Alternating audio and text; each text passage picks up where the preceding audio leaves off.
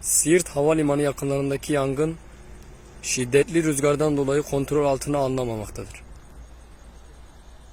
Ekipler müdahale ediyor, yalnız şiddetli rüzgar yangınların alevinin artmasına sebep oluyor.